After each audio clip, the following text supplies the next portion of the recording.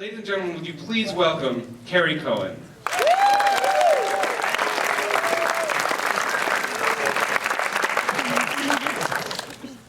When I first started having sex in my teens, I did so largely for one reason, which was that I wanted validation.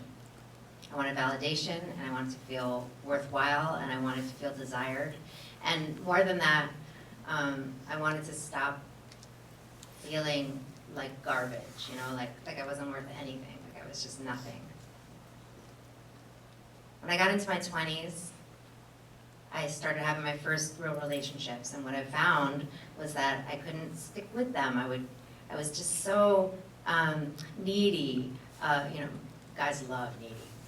I was so needy of that being desired feeling, and every time I would get that feeling of male attention and like getting their like sort of sexual attention, it was like the chemicals in my brain would take off, and it was like a drug, and I couldn't stay away from it. And so I would cheat. I cheated all the time on any of the boyfriends I had in my 20s. So as I got toward 30, I was sick of myself, so sick of myself. And really what I wanted, which is what any of us want, is I wanted intimacy. I didn't just want sex, I wanted intimacy. I wanted sex and intimacy, and I didn't see how to have both. I didn't get it. And so I met this wonderful person who was my first husband, and he was just a wonderful person. I knew right off the bat, we were like best friends, greatest guy, so fun to be with him. I knew he was going to make a great dad, and I married him. And I made the decision when I married him that I was not going to cheat. I was not going to let those chemicals, without needing that kind of attention, to take over and mess up my relationship. And as far as I knew, that's like what I knew about. I wasn't sure yet, but I didn't know really what intimacy was. But I figured it definitely had to do with not cheating. So I was clear about that.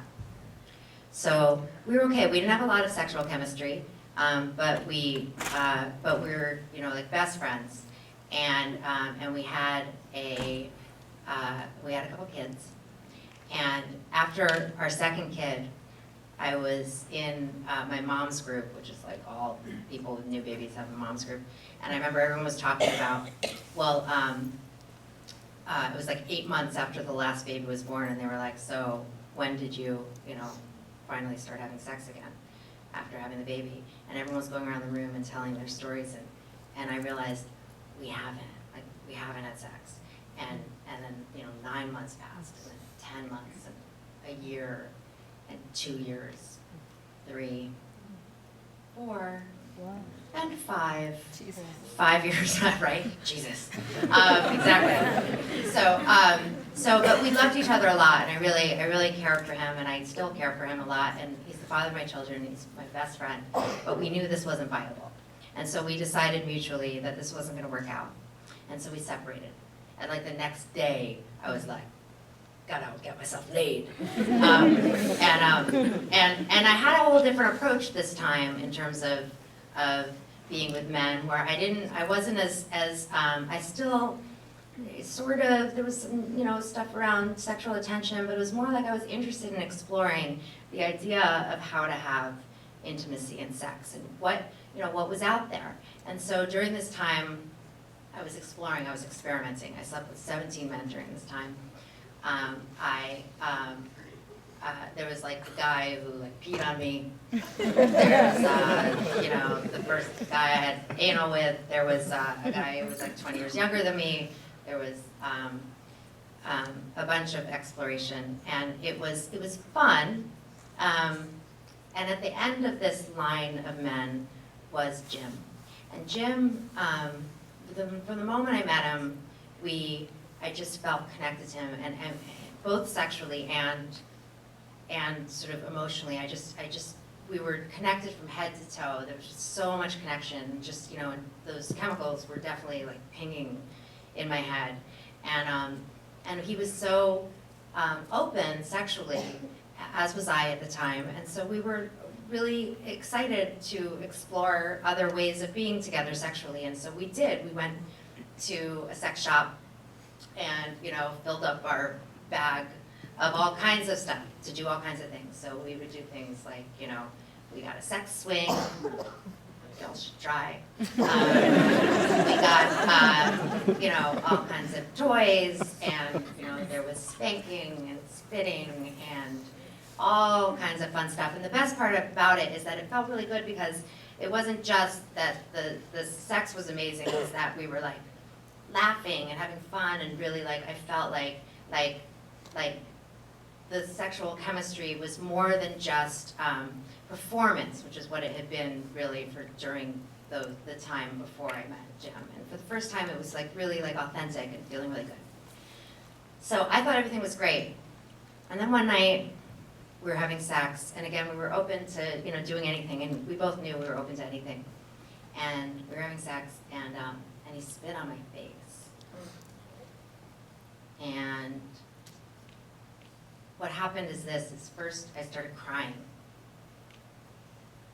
Men love it when you cry during sex. First I started crying, but the emotions weren't there yet, and then the emotions started building up, and the emotions started coming up after the tears came, and I realized that it was, that I felt like garbage still.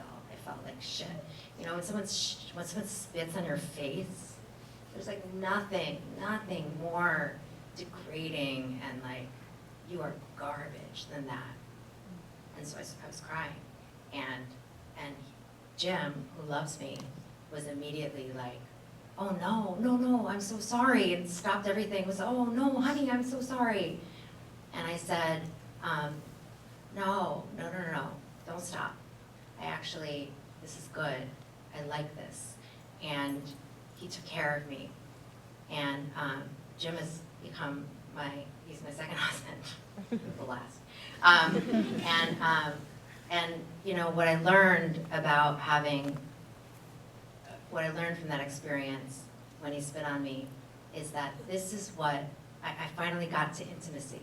Like, this is what sex can be, and this is what sex is for. And certainly it was for me, which is that I learned that sex can be about being truly vulnerable in this way that is way too scary in the rest of the world. And you're trusting yourself with one other person, and he took care of, you know, my corest, deepest pain that had been there since I was a teenager. And we always think about, you know, like, we're told that having sex is, you know, at its best is making love, and it's like two souls connecting. And really that, you know, when Jim spit on my face, that was us making love. Thank you.